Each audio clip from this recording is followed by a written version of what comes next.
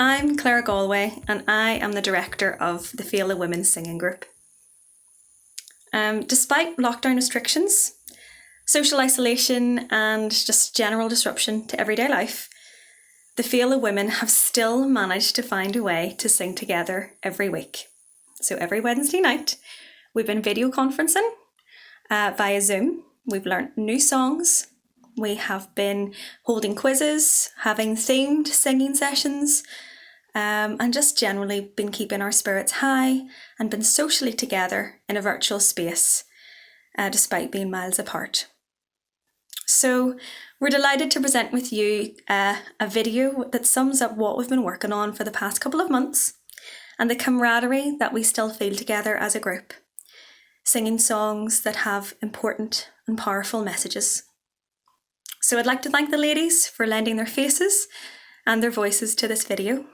And a special word of thanks goes out to Aaron Lilburn, without whose expertise and skills this video would not have been made at all.